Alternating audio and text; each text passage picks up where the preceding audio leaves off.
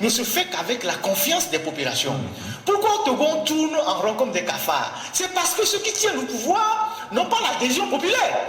Le développement ne peut pas se faire contre l'avis des populations. Du coup, aujourd'hui, toute la préoccupation de Faure Gnassingbé, c'est beaucoup plus la conservation du pouvoir que le développement du pays. Une grande partie de l'argent du pays est investie dans la conservation du pouvoir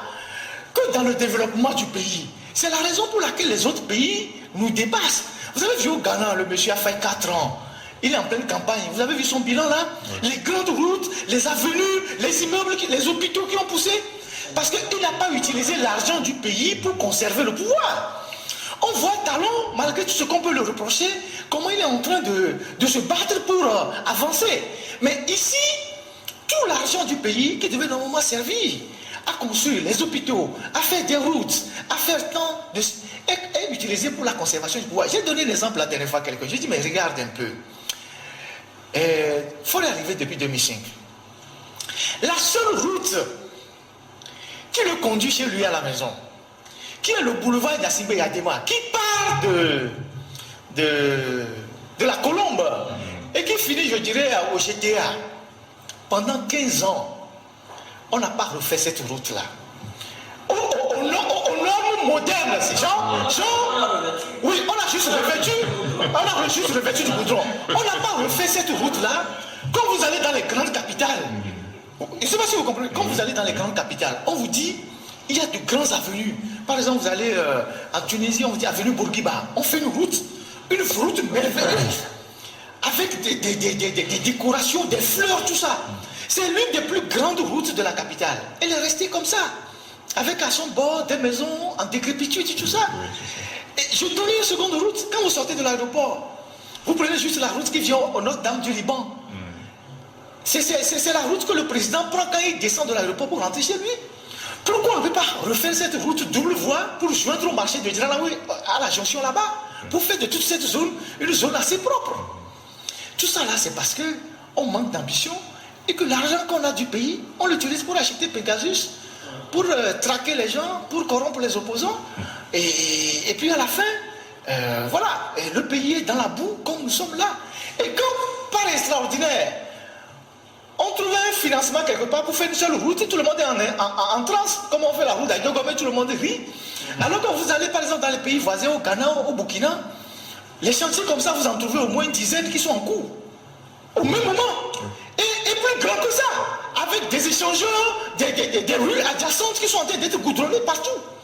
Donc voilà ce que nous sommes en train de vivre. Et vous avez les jeunes qui sont là, qui sont des étudiants,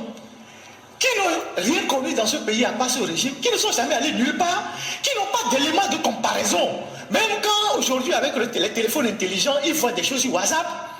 ils ont tellement un cerveau, je ne sais pas comment dire, possédé par la dictature que même quand vous leur montrez ce qui est beau, ils disent non, ce que nous avons là c'est bien. Et nous on se contente de ce qu'on a. Nous là c'est bon, ce qu'on a là c'est bon. Vous voyez, aujourd'hui vous allez au Ghana, on prend des bus pour les collèges. On prend les bus, on livre des bus pour les écoles primaires, pour le collège. Au Togo, les étudiants n'ont pas de bus. Mais les gens, quand vous essayez de leur parler, ils disent oh, que bon, ils ont quelques sauterelles qui viennent, qui partent là, c'est déjà bon, que le pays va bien. Donc voilà les contradictions dans lesquelles nous sommes. Et il faut à un moment donné, les gens qui n'ont pas sombré dans le système, parce que je suis convaincu qu'il y a des gens qui n'ont pas sombré. Si certains comme nous continuons de voir clair, c'est qu'il y a des milliers de Togolais qui voient clair. Et tous ceux qui voient clair là, même s'ils sont minoritaires aujourd'hui, c'est eux qui doivent relever ceux qui ont sombré, pour qu'on puisse rebâtir un pays sur les valeurs, redonner à ce pays sa réputation.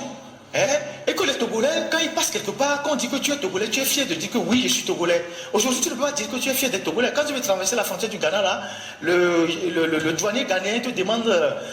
1000 francs. Il ne veut pas prendre l'argent ghanéen, il te demande CFA. Même si tes pieds sont en règle, tu veux bourdonner, il dit go to your country in Togo, and tu do what you are doing. Tu vois, il va te dire des choses comme ça, que mais tu es fort comme ça, vous êtes là-bas, une personne vous gouverne. Retourne sur toi là-bas. Et donc, nous n'avons pas de raison d'être fiers en tant que Togolais. Et donc, ce que je dis là, tout le monde peut te le dire. Les gens qui sont en Europe, aux États-Unis, parfois quand on dit qu'ils sont Togolais, se cachent. Alors qu'il y a quelques années, aucun Malien, aucun Burkinabé, aucun Nigérien ne pouvait nous manquer du respect. Et donc cette fierté-là, nous devons la reconquérir. Et donc, en le disant, ce n'est pas qu'on est contre quelqu'un. Moi, je donnerai des fleurs à Faure Gnassingbé. Si depuis 2005 il a pris ce pays, il s'est résolument engagé dans les corrections des erreurs qui ont été commises par le passé par son père et donner une autre chance à ce pays. Mais on a vu le contraire, le pays a totalement sombré et je ne peux pas ne pas le dire. On ne peut pas ne pas dire que non, le Togo est en train de faire du statu quo. Le dire ne veut pas dire qu'on est contre quelqu'un, mais le dire, c'est le constat qu'on est en train de relever pour que, bon, chacun puisse prendre conscience pour que le... Evinye, mawune yirao, et des fous vont aller, et Djidoudou ya la soumia si les Togo anigbatikwe. Les keye conscience o lagbe, yo le ponu yo patakele yeti yo tona nyatepe, boade, ma brono benade, ma wune yirao, Togo vio, midola hunkula, bevu, mule glegasia game, be Djidoudou ya ke la sikpe ya jide, bevu benyi, mi pot tumeda, Togo be capital city be asigame, mi para, avovuo kene yele nyiwabe azavake gomolia, enu podi won egbe ya gbetola gbasodo, be yedo enu ya noe gomele sandu la simia. Le 21e siècle que milléa, Edoume nyewa, Edoume ne non enea, Edouame patatou su kokolita, kakaraka pour la douame kekem, vode, Togo viwo mi hunkula, e kondi, Kenya gbeto be jenabe gbeto ne la megle wa yine wa soigner wa e konji muleo konji muleo adole wa mo e moji vovo kekem tro su kakara kago amole duwa ya le duame tugbeje vio tro su hasi to le duame le kono kekeme Togo viwo mi hunku et des fous be ame bevu sanguinaire ko le douadia o le gbadua nyawe devi ko tie pe fi o ko gbana on ponde pe pore no le dua ya kaka o le me o gbana be o be nyona yo nene mu nyona mi nene o mi ayi suku kaka la ba do kusemija e nyona mi nene a nuka mi le po ameke ni gbevu le dua ji so Togo be ga so le o gbevu ame wo susu mu le wa si o de susu le wa si tututua o la pa Benin le funu o la po Ghana le funu e gake le Togo si amu le duon si o de vode mi po wa be duwa le ke yo le tudua no do Ghana ya ewu yo vote amesia mo moya no yi konjia ejiola teme ne wo to do ndebe ya wa ola wenwede ejioya la teme anya be la tire kenyi du voto go fifia ne so bloyo le to yi konjia kakaraka o mo la so be dado ye funu edoko gbaja ho le furu enyira wo kele wo gbe ova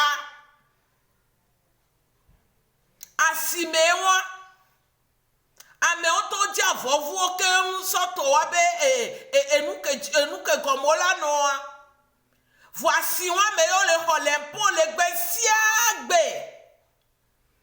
ne mi npo Ghana wa nuke mi le sa ola ba koko le mi agbo e ya nye fibe group Togo vio mi dola senu ya gome Togo vio pata one se gome ye de kaje vie gbeto ya o ke ye ejidudu fian fibe jidudu ya le flumi kudo mi onto mi abe Togo bega ye mi gbele hoba le du le wawula me po e ona mi be yo la gbedu o matona mi be kuye mi le du parce que nous wa ke mi le we fi amu le jadon mi aji o ye mi la no probe o nye cha npo de le du po ati yo de le ne ncha nkeje me po a nye cha ma no po ka ke madu o la tu ahwenam ma po ga la o le ko la tu vila de karanam o la o le ke a o le flumi Togo vi o ne wo to le to nu ko me le du viviti bebe nu e ga kenyi wo to Togo vi o to ye fifi o la ble o bena a e wo fi ya no gbedo group ya me mi to no be ve sotana me won cho la ve we yo le no ka bi aso wo nu ko dia po to pe be vo e vi o cha ke o la va dia de vi a cha la ba paso do le cha la ba no nu ko mo la so pa cha da lo me ne be sotana me ne wa nega ne cha ne no duwa po ho sebe agbe yo le won Togo vi o mi do la senu ya komi Togo vio mi dola senu ya kome benade e famille de kamana sikpeji trololololo no da kone beke chala be chichiriti eye dodu kenti o e finti ye mi akpobe ressource que le Togo si e ga que le Togo be tuamia e ga wasu o la tu Togo ne mi Togo a mi man wu yo vote to cha ola tu Togo vi tu kwiwa si be si le palomea ola tu ya to do ene mi po e a o mi o to e ju de pepe ke la fi de pepe re kiki me ola ti be ora yi Togo la ve pole ke ye Togo be life alea vo egbe fifi aye won no la fi re no be Togo vi o nyara on pe no parce que a me fiafi ko le doa dia o gbadua keke me doa Trous kokolita et de funto amole ponu ya le kebena de juale gba juale pipi e juade e trous kakaraka govoa amogba le donu gbegbleti le gbobe fonya singbe ne no funu enu ade ame we andre le nu me no gbegbe na o agbeyo be du je so la ba gbobe ajebe yo da ajebe ame sangine ye duji Togo viwo enwukelo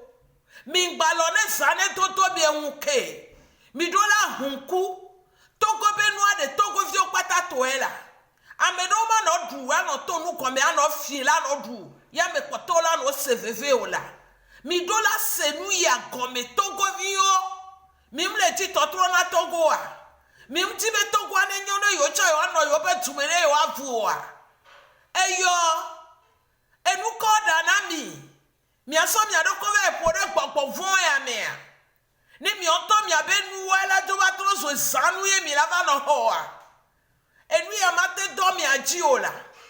e Togo ke mi le wan mi le kokolita elo ne o mu ene mi to igana kaka ne mi tro gbo ba do Togo mu na mi be mi ba do avere me a le copé sisinde kenyi e kokolitare kologbe koro funkaka ye o gba jate jredo mi mu ona na mi nene ya Togo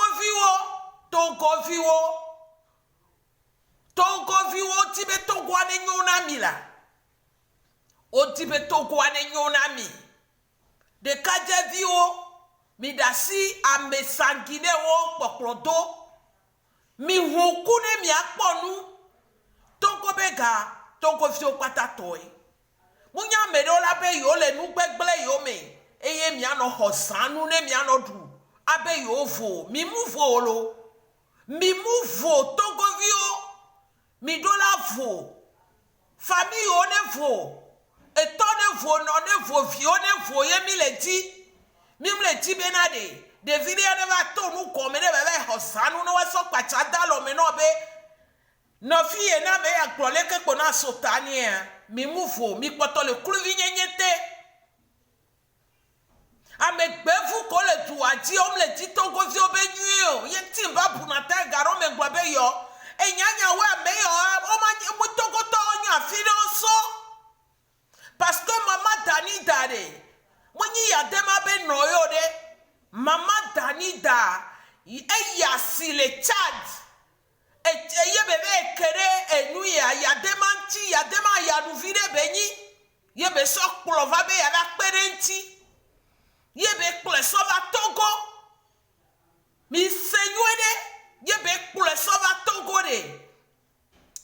ye be va ni kaka ke be sia ye be so de bebe ya so do so jami ye ti ke ye enuma français ova woli pio le Togo de munyi ya dema wi olo wa we yo so ya dema bene gbo be ye wi parce que gbo be ya dema ta gbo fani ta ne ogbana bene gbo be ye wi a elo be ye wi yo so do president o so etu Africa to keke wa America ko minyi na enyi Chad vi ko provacha Togo to we nyi kaka be sie ye ko su ya tifunu po a evo azu tete malire tu adia ke on to nya be yo monyi Togo to tututu o a yentie o mu ke na Togo be wa tutu a o mu ti be wa tutu o ke bo won le gbeye Togo vio mi hunku ne mi aponu mi hunku ne mi aponu mi akpo be gbebe soja sugbo ko wona nu gbegbe le Togo a o ve ple o so Chad so va Togo o va ple do le Egypte o ple do le Israel o so va le onu gbegbe le Togo Togo vio mi hunku ne mi akponu mi hunku ne ma wu ne tukami amesia me ne hunku ne banya ba gbe yo me ye duji to turo mo na gbe yo me be ji dudu anchi o no gba no fru mi no wa no so mi do nu o me ne mi ano lo parce que o le so ga wo to ga o kenyi du o me be ga o le kan vire no ti agba be a esu na ya ne to ka ne po nu echa ya so ta to ku ni e mate dom ya ji o Togo vio mi hunku ne mi atu Togo be duwa ne mi akata mi avo mi abevi ko mi alaji onevo mi asro onevo mi ano onevo konjine na nyi sukuru ne na mi po université da gbede université kele funo no la gba université wa kekem la tro tu a dodo meto azikpe adodi ola no be nu de pepe la no eme computer ola sogbele me na mi ri enu ola no funu foga kede mi pole kebele da mi pole ke université ale da ye ko mi abe yo vo ye mi ano tonu ko mi agbaba no ho mi to mi abe ga ola no kenda lo me no so pacha bodo nchi no bo ve wa me wada bo mi ho se ba gbe yo le wa Togo agba gbidi Togo agba gbidi mi chite kume ne kona mi de ne mi atro tu Togo agbe yo me ne fade ba tu Togo ne mi akpo agbe yo me de nu ofion ne mi akpo lo mi buta me nyode o gbadua gbidi o gbegbe fu ko le wa edua je o gbadua Togo vio mi hunkulo mule gbole na mi be mi hunku mi abagbe amate no ne kaka so egbe fifi amo yi sukru kaka ho e diploma o ke move enu ese di Jehova le ku la me ko be oji president ba ka mi akwa me ko le government me ke jinu gbegble wo to America ro do amaton amekwideka vo America npo de pepe o ega Togo be ga ni wa gbe to no mele wa me no no me yenti po wanene po ade Togo vio mi ma hunku a bi hunkulo mule gbure na mi benade Mali de Amerika que yebe conscience la que ma ou vovo le me a eni muslim to ye chite que gbe chite kwa duko kwa sedo ye nu ka mi kwa fio to trova Mali e so jo fa vi bele ko fio na fu yo to wa so jo fa vi Togo be so jao mi buta me nyode Togo be so jao mi buta me nyode pastor o mi buta me nyode alfa ganga ko be yo nya alfa okudo ma uba mea mi buta me nyode ne mi awondelo mi buta me mi titele Togo oh etiko